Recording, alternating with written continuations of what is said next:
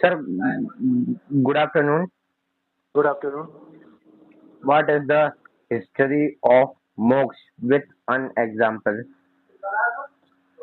The history of moksha is derived from the Sanskrit word that is muk, means to free, is to Hindu concept of the liberation from the cycle of birth and death, that is samsara, achieving the union of Brahman and ultimate reality. Its history traces back to the ancient Vedic text around 1500 BCE, emphasizes rituals and dharma evolving through Upanishads, that is 800 BCE, to focus on the self-realization and knowledge of Atman Brahman unity.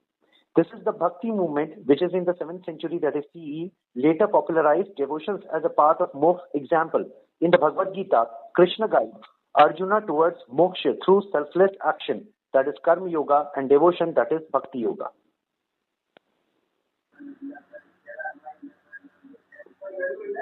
मोक्ष का इतिहास क्या है, उदाहरण सहित?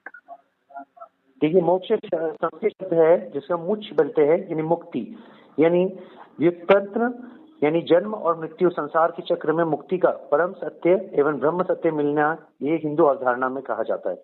इसका इतिहास प्राचीन वैदिक ग्रंथों लगभग 1500 ईसा पूर्व से जुड़ा हुआ है, जिनमें कर्म कांडों और धर्म पर जोर दिया गया है, जो कि उपनिषद लगभग 800 ईसा पूर्व के मध्यम में से आत्म साक्षरता यानी आत्म ब्रह्म एकता के ज्ञान के केंद्रित किया जाता है, यानी भक्ति आंदोलन करीबन 7वीं शताब्दी ईस्वी में के बाद से ये कह सकते हो कि भक्ति को मोक्ष के मार्ग के रूप में लोकप्रिय बनाया गया था। उदाहरण जैसे हम भगवत गीता में कृष्ण अर्जुन को निस्वार्थ कर्म यानी कर्म योग और भक्ति यानी भक्ति योग के माध्यम से मोक्ष की ओर ले जाने की कोशिश करते हैं और उसे भगवत गीता का ज्ञान देते हैं। बिल्कुल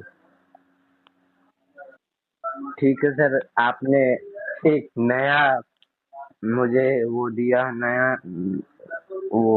नई चीज सिखाई मुझे कि मोक्ष क्या होता है, मोक्ष के बारे में ज्ञान दिया सर। ठीक है, हम तो फिर नए टॉपिक के संग नए दिन नए वार को कल हम दोबारा से मिलते हैं नए टॉपिक के संग। ठीक है सर, बिल्कुल, इसको एप्लीकेबल करना जो मैंने समझाया है आपको।